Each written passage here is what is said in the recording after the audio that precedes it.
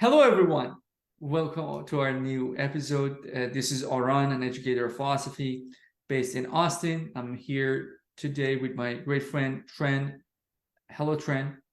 Hi, everybody. And this is Chen, your friend, and I'm a historian of early medieval Europe and late medieval China. Sometimes I forgot my own qualifications, never mind. And I'm usually based in Austin, Texas, the US, but as of right now, I'm a nomad, so I'm still in Rome, like in the last episode. So good to be with you guys. Great to be with you guys. So today we're going to continue our discussion on Hegel's logic, the very beginning of our discussion, and kind of like delineating the basic ideas that or even the essence of the project itself. So Trent, could you give us like a little bit of a summary of what we discussed and where we're headed now? Right. We covered several similarly independent and autonomous set of topics, but they all come together in the science of logic itself. First is the status of this project for Hegel's enterprise to a certain extent, and the Anglo-American intellectual circles, as well as higher education, namely university philosophy programs, and reception of this text, and why it's avoided, and what other texts of Hegel were better received, and in what capacity were they understood. For instance, as like John the Baptist preparing for Jesus, like Hegel's certain writing prepared for like a better understanding of Marxist writings, that sort of thing. Because like, as you mentioned last time, like Lenin or like Marx, those like founding fathers of global communism took Hegel's project, especially certain parts of the science of logic seriously. And also we talked about how this project logic to relate with our Versuche project, and how we observe certain parallel between, say, logic's the problematization of the boundary between ontology and the epistemology, and that in, say, human science and sociology between many things, but like in my eyes, and most of the outstanding ones, say, understanding social human relationship, that is primarily an extension or secondary manifestation of the material production, or as indeed a manifestation of knowledge, culture, religion, whatever, those so-called superstructure thing. And then at the close towards the end of the last episode, we compared Hegel with the two really important philosophers and thinkers whose contribution were really instrumental to the coming to being of this project, namely Descartes and Kant. So we didn't have enough time last time, so we've emphasized basically Hegel's similarity with these two thinkers, and which part of their like really impressive philosophic system he tried to inherit it and further develop, namely Descartes looking for a good starting point, and his obsession with the concept of certainty, and also Kant questioning what are the necessary conditions for certain experience to be possible. Yet we also hinted at the limitations or Hegel's dissatisfaction with their systems. Perhaps Ron, you would like to take up from here and further develop, because I think for understanding Hegel's science of logic, this distinction really matters, because that really connects with the hallmark, the unique, in my eyes at least, characteristic of his whole system of logic. Would you please? Yes, I think that's a very good. I think that's a very important, very good way of approaching this. That whatever value is in Hegel's logic, it is very much dependent on understanding this type of a distinction, because there are all sorts of skepticism, right? And the value of a skepticism, I think, is rather clear in the sense that not taking the basic concepts for granted, right? And that's a very, very much, in some cases, a modern project, although it is also interesting to think about the parallels and ancient Greece and the Greek version of skepticism that actually Hegel thinks is far more skeptical than the moderns. Right. But anyway, that there is that kind of a spirit of a comprehensive self-critical approach.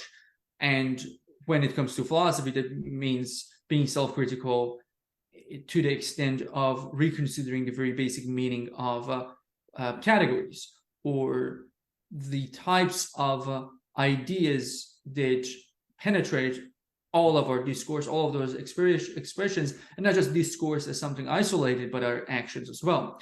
Now, Descartes and Kant are main figures of this kind of critical enterprise that in different ways that they embrace this critical project.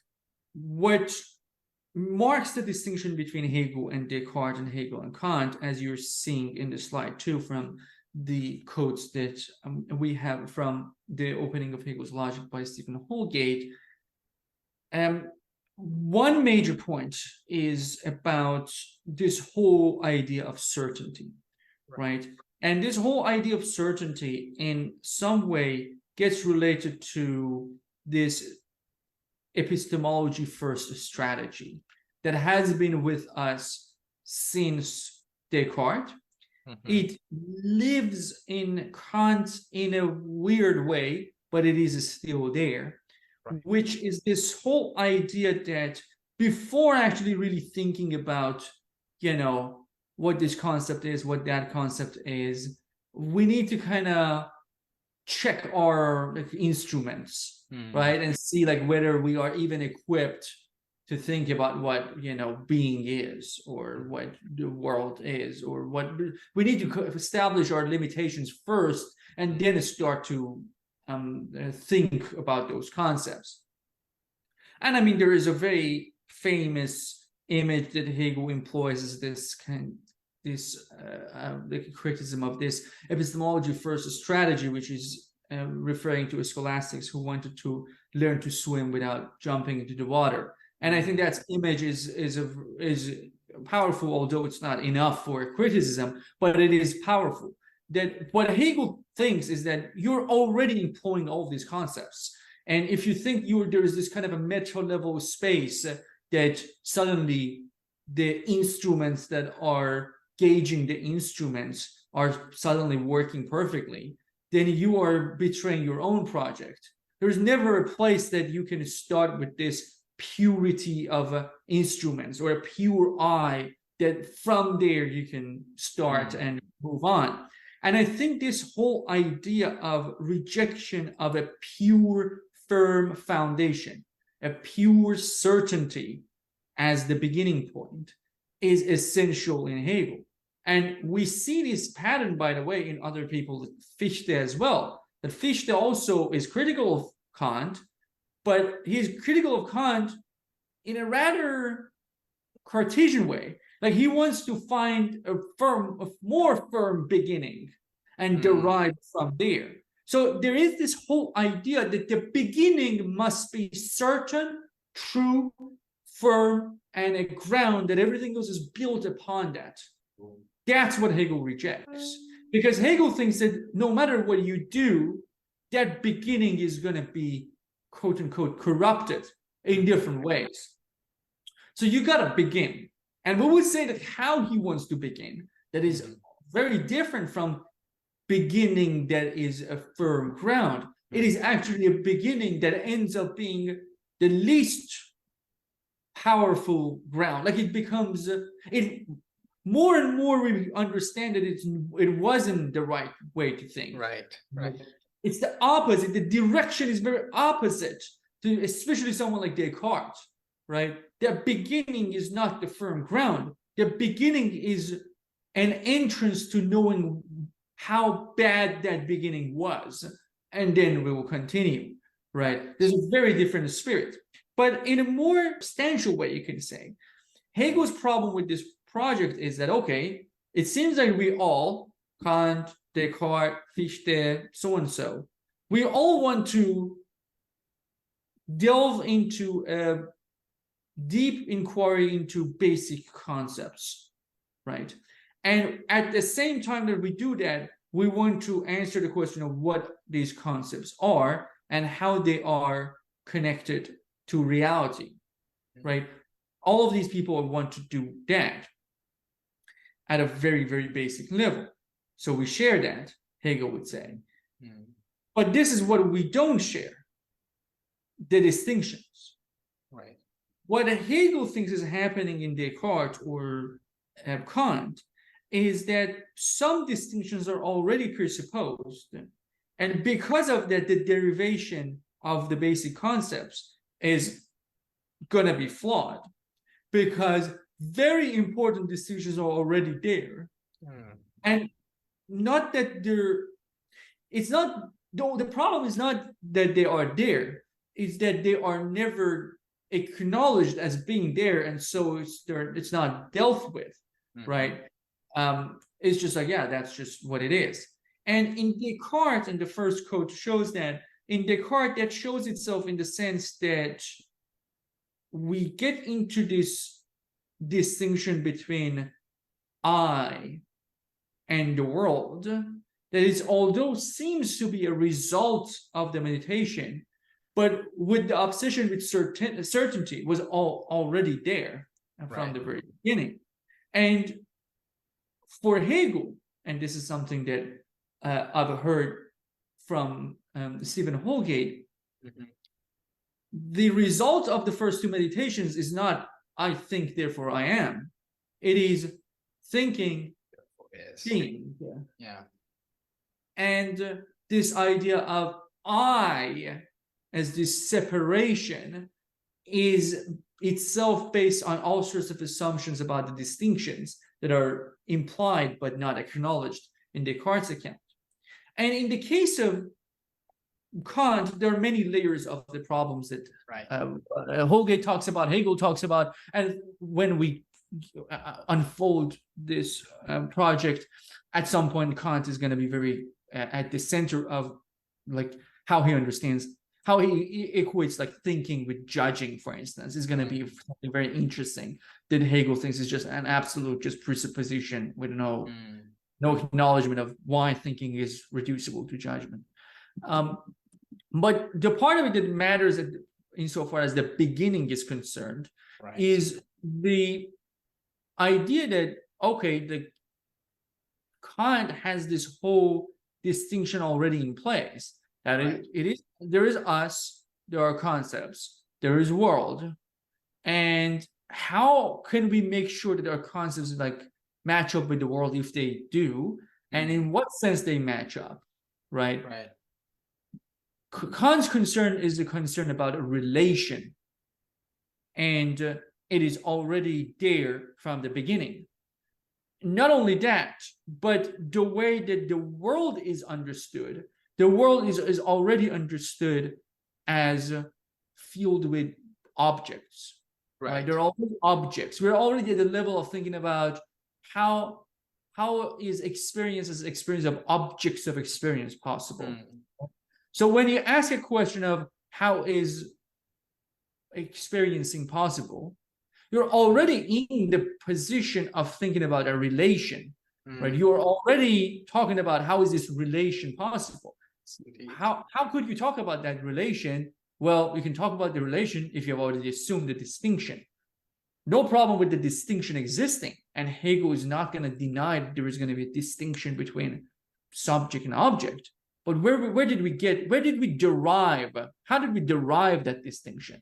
And this kind of a question of derivation is at the core of Hegel's project and the logic. That how do we derive these concepts? And with this, I think we can go on and talk about what you will see in the next slide, which is, you know, the way that the book also starts with what the science of logic must begin, right? If the beginning of Descartes is not acceptable, if the beginning of Kant is not acceptable, and they are assuming something without really acknowledging that there, then with what the science should begin. One way to go is to say that, okay, let's take Descartes more seriously. Let's go find a firm ground that is really a firm ground. The problem with Descartes was that the ground wasn't firm enough, right? And I think in some ways, someone like Fichte goes down that path of like what can be really thought as this kind of that certainty. Hegel completely just throws away this whole concern about certainty, because I think he thinks that if you do the inquiry, you have already accepted some levels of certainty of doing this for being able to even in the position of doing the inquiry. You're already swimming, you're already in the water, and the more you deny that you're wet, the less you are going to understand your condition, right? You have no choice other than jumping, right? But that doesn't mean that he thinks you can begin anywhere, or he thinks that there are better beginnings than others, and that's where the whole fun and weirdness starts. Before delving into that, I want to make sure, Trent, do you have something about any of these things, or do you want to talk about this beginning? Or no, I don't have anything directly add to that. I just perhaps want to share a little bit of my feeling of reading the beginning of Hegel's project. I feel like to a certain extent, especially it became really clear in the way you summarize his relationship with Descartes and Kant. It seems to me he's a good Hegel's a good archaeologist. He's like viewing the two philosophers, the two monuments, and seeing its imperfection and structure. But he did not stop there. He goes to the deeper level to see what kind of formed this, and I become really dissatisfied when seeing actually nothing is provided underneath the beautiful structure of like like a beautiful structure of subject-object distinction. Like their system is not sufficient enough to provide a certain fundamental layout their whole edifices rest upon. So that's one thing, just to kind of give you to affirm what you just said. The other thing I want to highlight is really interesting is I cannot help but wonder to what extent Hegel's beginning of science of logic is necessary, or is it to a certain extent pedagogically expedient. That in the sense that the way he articulated things didn't have to be such a way as he written, but as long as they led you to that spirit of questioning presumption and get help, getting a state of peace of mind with the messy nature of however you want to start this project. I think it's the core. Like, not to speak too much ahead of us, but I do think that the pedagogical value is there. So even though perhaps one is not necessarily, for instance, he did not engage with the Fichte's path seriously in the beginning, and that doesn't mean in my eyes, in my reading, doesn't mean he has not yet contemplated that path. It's just that he thought like the path he tries to direct us to is a more conducive to a radical reflection about thinking, and the part of denying the very fact that we are swimming even though we are is not really discussed either, not because they are not valid option or alternative. There are alternatives and alternatives that we can disagree with or reject, but not discussed because it does not provide the necessary preparation for a person who is willing to think with Hegel. So that's my understanding. So there's a spirit of the beginning, which is it's basically half of the project. And to a certain extent, my reading is half the world, and a good beginning is half the project of the science of logic. And the other is we must not take his beginning too literally. Say, if we say, oh, you are not comprehensive enough, Hegel, here, therefore you are already wrong or flawed, you're not a good thinker.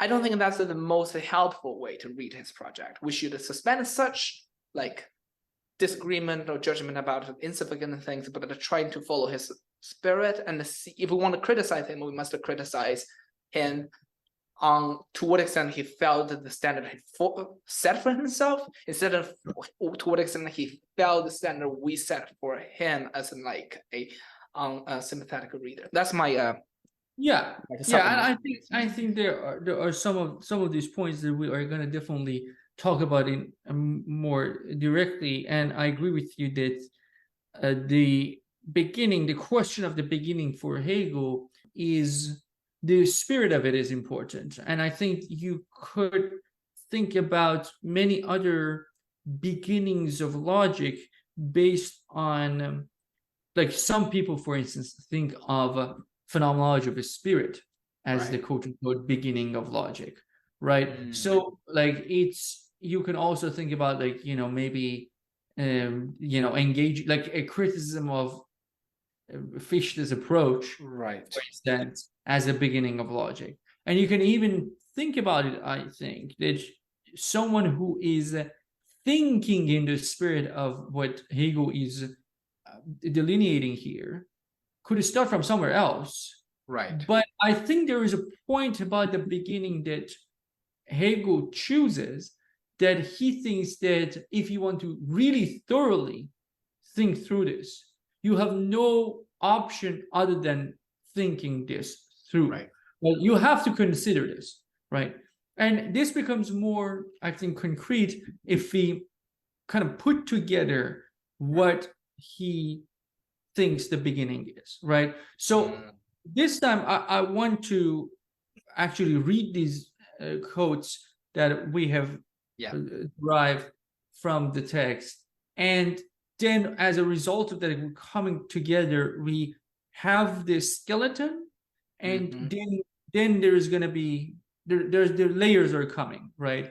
So for now we just want to see what Hegel is saying. So Hegel says, quote, "The beginning must be an absolute beginning, and so it may not presuppose anything. Consequently, it must be purely and simply an immediacy, or rather merely immediacy itself. The beginning, therefore, is pure being."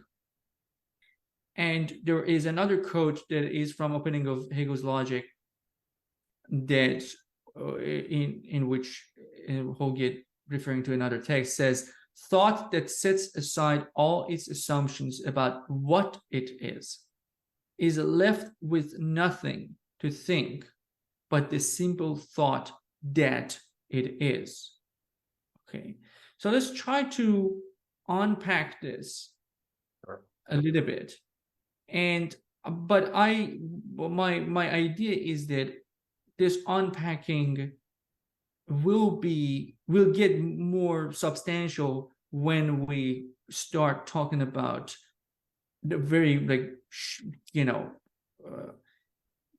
ground level criticism of this whole project, right? So here I don't want to spend all the time getting into the exact details of what Hegel is saying, but kind of having a sketch of what he's looking for, what kind of thing he's looking for.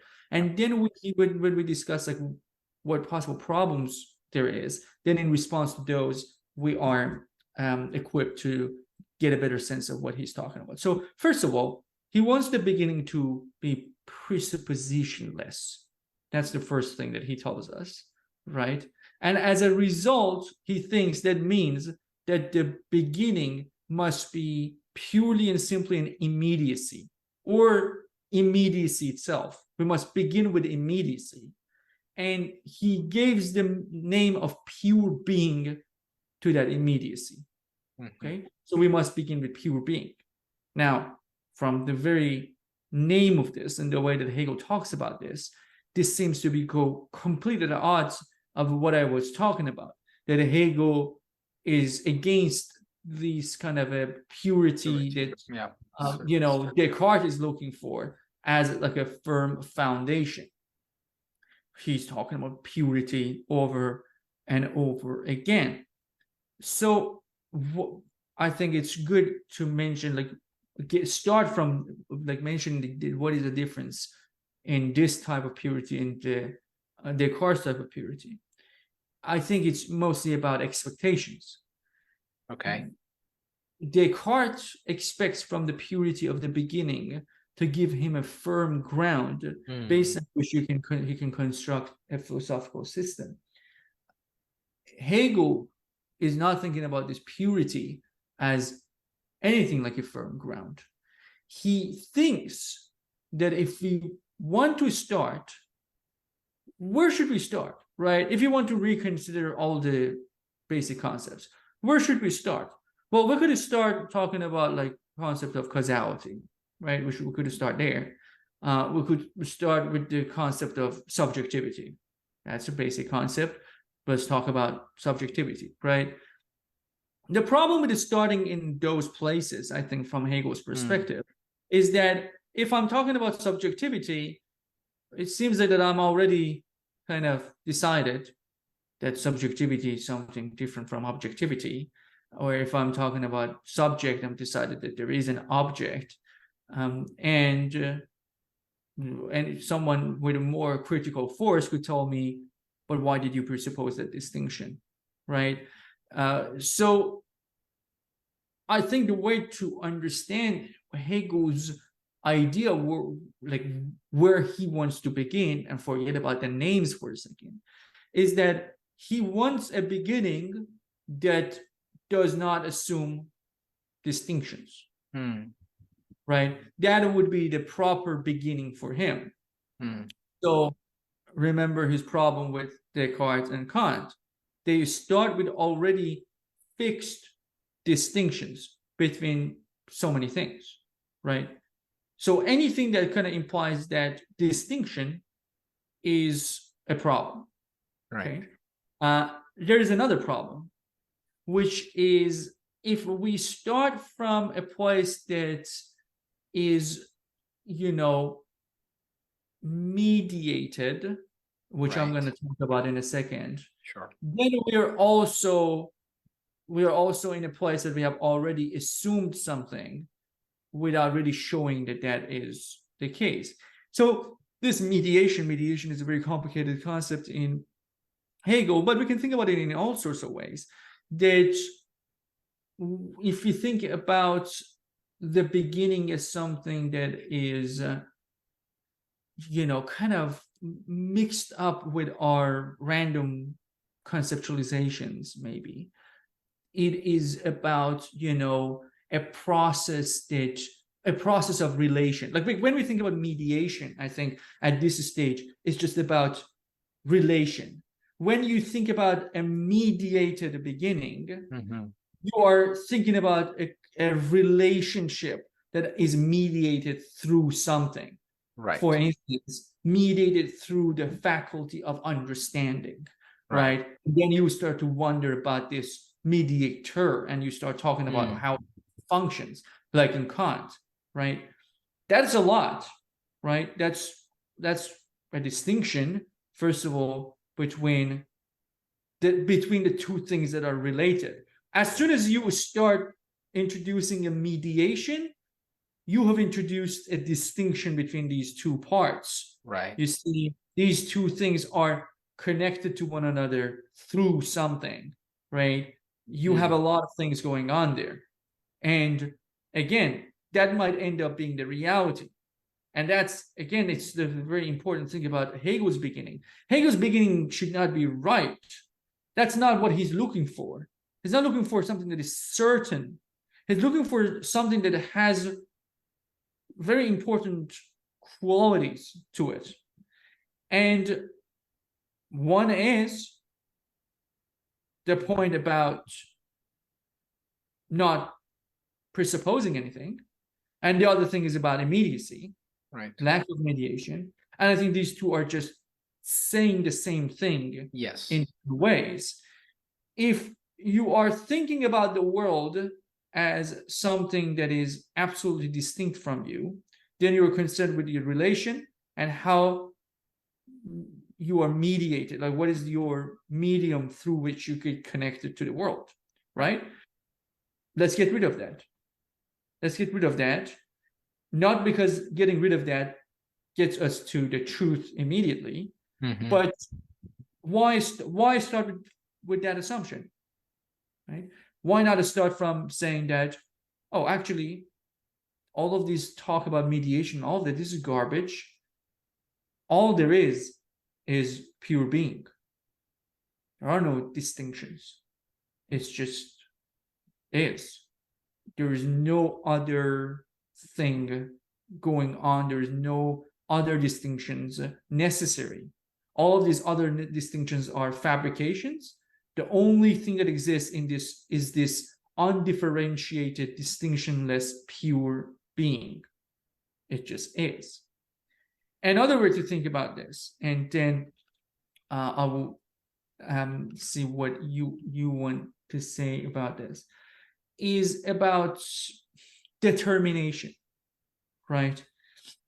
So when we say something, when we determine something as something, we always have a kind of a two-step movement that the world is, and the world is so and so. Subjectivity is, and subjectivity is so and so. Meaning that in any determination of anything, we have already assumed that there is something to be determined. And then we further determine what that type of a thing is. What we categorize it, we make more distinctions clear, we kind of add limitations, all of that, right? But this assertion of is being is prior to any sort of determination. Any determination is already accepting this being. And I think that's another path that could take us to the beginning as pure being. So Hegel's beginning, as he is trying to tell us, must be presuppositionless, in the sense that it shouldn't presuppose any distinctions. So pure being is just another way to say there are no distinctions. No distinctions are allowed. No mediation is allowed. We are just immediately there. And I know this is not what Hegel is saying in the logic, but I think to just give an image of what type of a thought this is, what I'm going to say is already assuming some sort of a distinction, but it's just like a mystical approach, right? And it's kind of present in some forms of mysticism, that all of these dualities, all of these distinctions that we make, they're all illusionary, right? They're all garbage. We need to give them up. There's only one thing, and everyone is in it and one with it. There's no distinctions, right? And to get access to those distinctions, thoughts and like ideas and conceptualization and all that is just not going to help us. Right. It's just immediacy. We're immediately connected with it. And what we need to do is to give up all of these distinctions, all of these mediators to that reality of existence. Right. And then we are in it. That's it. That's all we got.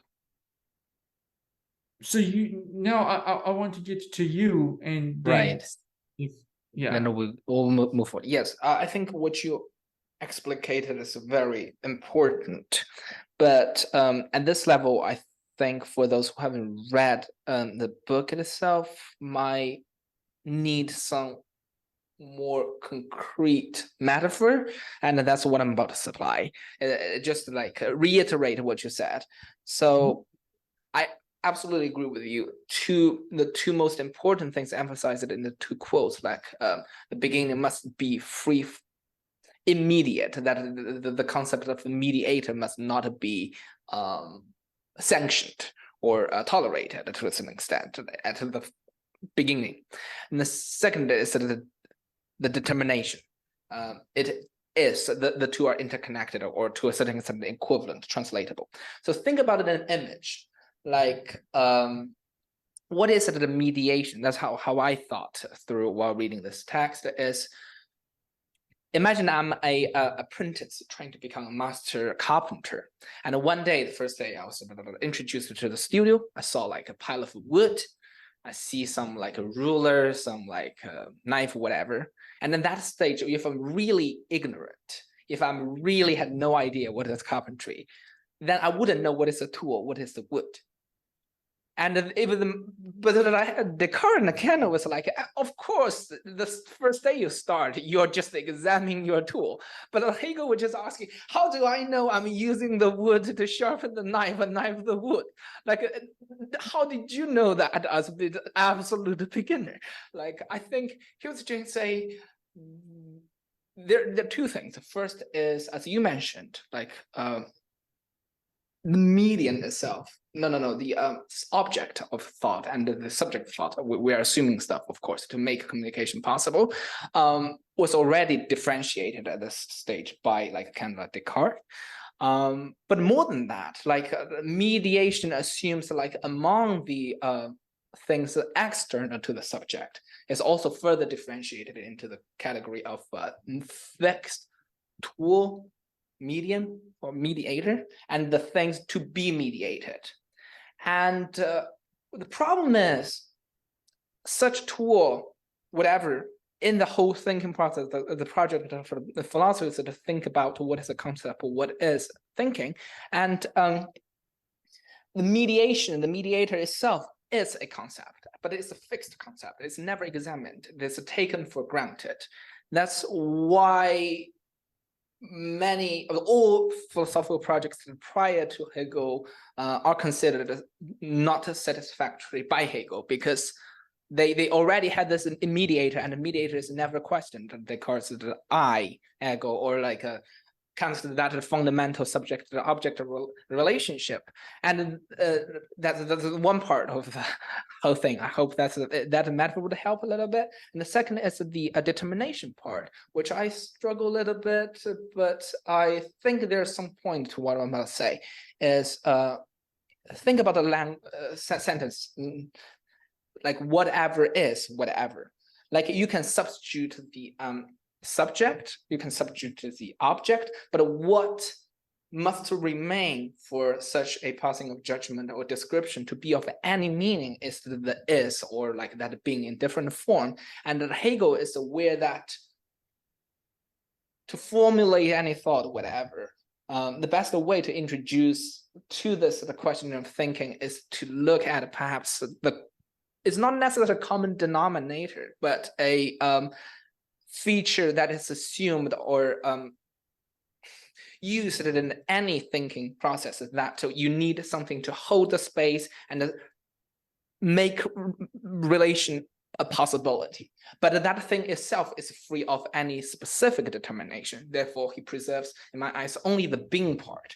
It's not like an object is whatever, but like just the being. Like it's not even conjugated. It's just that we use it as a way to hold space so that we could later on differentiate. So we're not differentiate out of nothing, because we are already swimming. Like we just not further differentiating water. We're just acknowledging we're in water. I think that's another swimming image I want to throw into the picture. But essentially the same thing, in the sense that not introducing anything to the water, not to divide the water, is precisely to reject it for using any mediator, because any mediator's existence already introduced a very firm division in the water, something you can hold on to, no matter how messy the rest of the stuff is.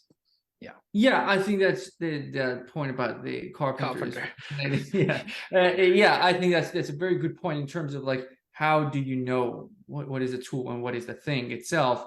And it's very possible to just say that, there is no distinction. That would be a much, the mystic reaction, whatever. Yeah, just like a much more like immediate kind of a reaction to what is going on. In terms of the judgment, I am like, I'm not sure about the part about what I said about determination or what you said about determination. because I know that he doesn't want to just think about this as, just like it's not the is of the relationship. Although I agree that it might be like derived from that, in a sense that you cannot, if you get rid of any sort of assertion or any, so that's another line of kind of like trying to decipher what he's talking about.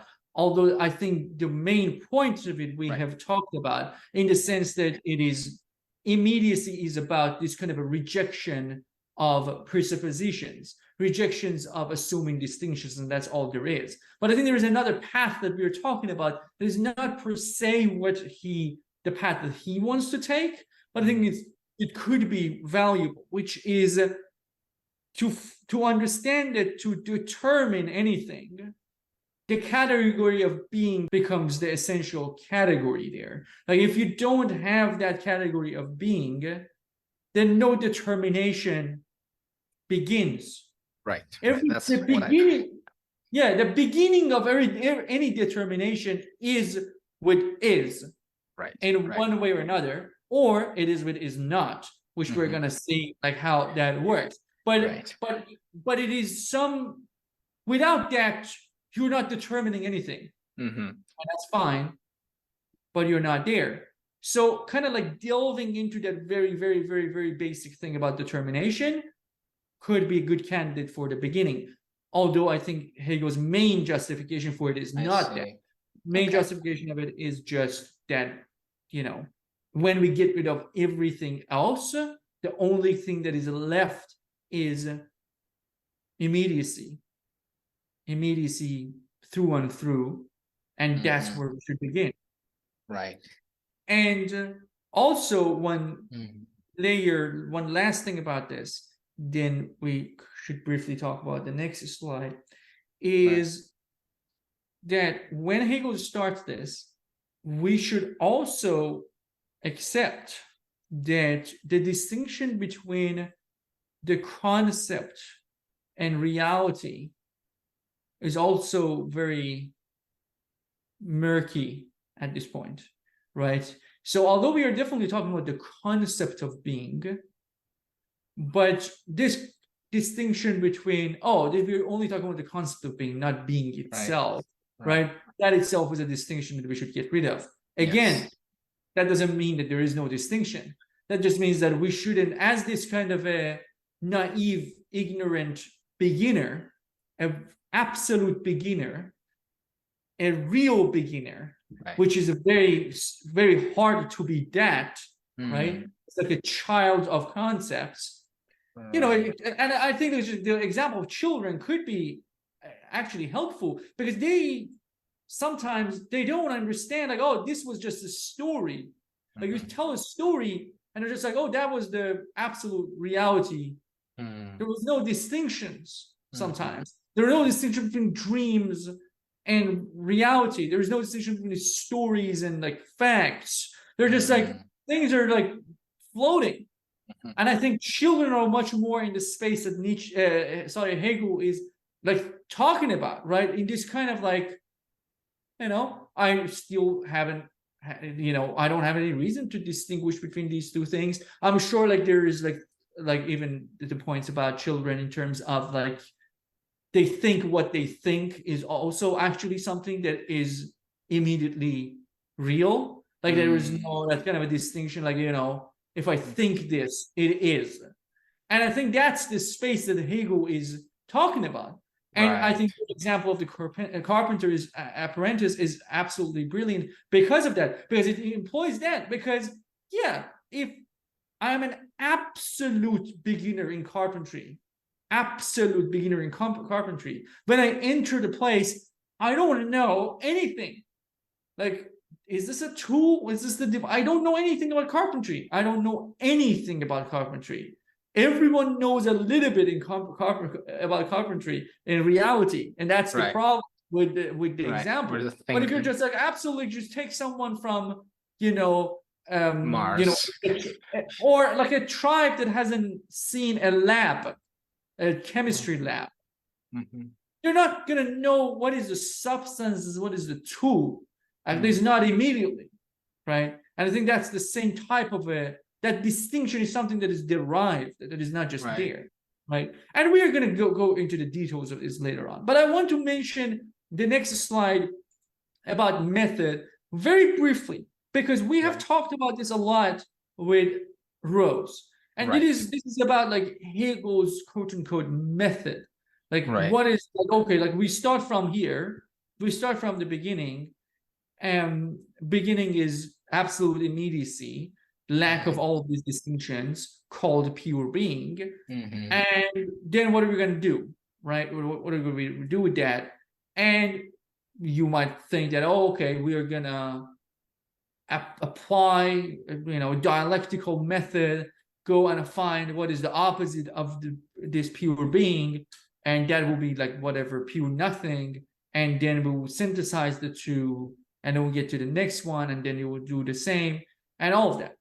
Right. But again, the method itself becomes a problem because, or using the method in this sense, because then the method is the tool, right? A tool that's not itself moving with the process, and that is definitely going to be a problem for Hegel. Like, what grants us to apply this method and not this other method here? And what grants us to, in a uniform way, just apply this method throughout? There doesn't seem to be any reason to accept that there should be any method in that way. Right.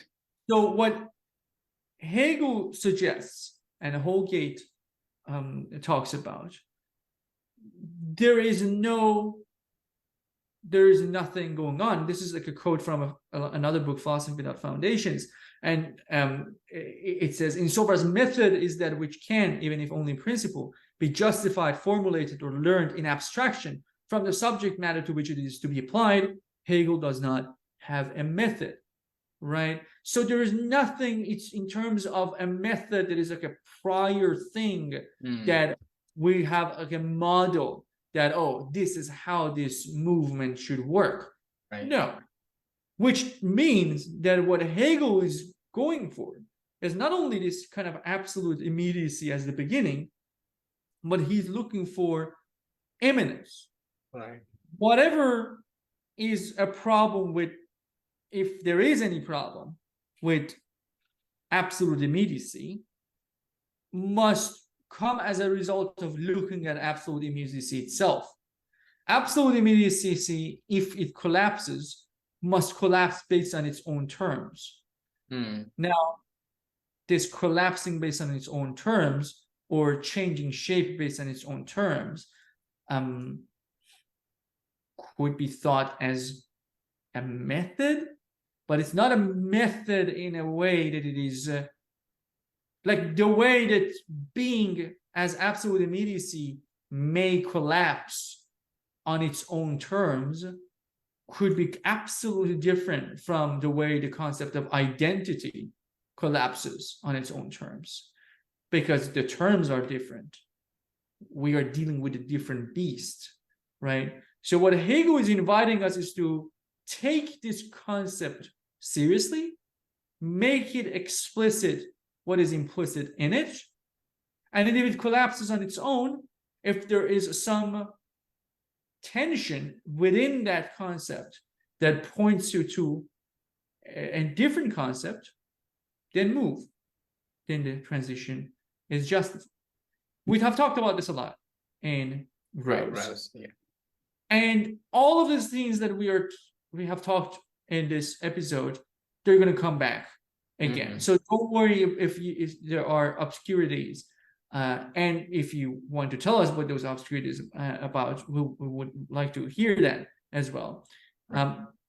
But in terms of like what we have, we want to start from a beginning that is absolutely immediate, and we don't want to employ any method in the development of the concept. It's not like that, okay, first chapter we talk about being, then there's a completely different chapter. We're talking about Right. nothing. We don't even know if we take this very, very, very, very seriously. We don't even know if there's another chapter. We don't know where this ends. And only at the end, wherever that end is, we can look back and talk about like what was the method. Yeah. Only Or were the that's- methods. Yeah. Yeah, or methods, right. If there was any unifying like characteristic to them. And because we're gonna talk about this in action, right? I think we should stop talking about that, the point about method Absolutely. now, and go to our last slide, Right. which is kind of taking a step back and saying that, okay, if this is Hegel's logic, there are only three things that we could say about this. Most This is people. either impossible or meaningless or utterly useless. Okay. Would you So care we- to develop them one by one? By what Yes. you mean impossible? Yeah, so with like, okay, so this is Hegel's project, right? This is the rough sketch of Hegel's project. We haven't talked about the details, but it's a rough sketch. Now, let's present this to the world of 21st century individuals, right? And I think it's very likely that these people are going to think that Hegel's logic is just either of these these options, right? It is impossible, right? Because there is no such a thing as presuppositionless beginning, or this like not presupposing a method. You're going to presuppose. You're going to presuppose, and if you are presupposing, then the whole idea of this project becomes kind of like a meh, like, okay, like you are presupposing something. Now we might be talking about different levels of presuppositions. We can talk about that, but Hegel's logic is not gonna work out because we cannot. Yeah, we can never escape from presuppositions. That's the basic point about this project being impossible. Now, it's going to be someone like Nietzsche, maybe who's saying that, we already are presupposing something about, values, maybe, right? That could be something. Could be like, oh, we are assuming something about language. Right. That could be that. It could be like, oh, this is all about development of these concepts in German. You're assuming a lot of things that is just carried in that language. Right. But the presuppositions are infinite in the sense that the attack is infinite, because the possibility of presuppositions coming into the system and kind of corrupting the system could come from anywhere. Right. So it is impossible. Like a person who says the project of logic is impossible would have said that it would have been interesting if it wasn't impossible to come up with like actually the presupposition-less view of concepts. But it's impossible. So this project is more or less, it could be used in different ways maybe, but it's not what it says it is. Right? And this, I think, is very different from saying that this project is meaningless, because that project that says that it's meaningless is not saying that, oh, it would have been good if we could get rid of the presuppositions and think about like immediacy, in isolation, and kind of develop from there. The person who would say that this is meaningless, it would say that, oh, your understanding of concepts is absolutely garbage. Like concept of being, there is no like depth to that concept. It's just like a way that we use it. It's very pragmatist, nominalist view that, concepts are kind of like instruments of just naming things. And that's all they are. Like there is no being in this weird concept.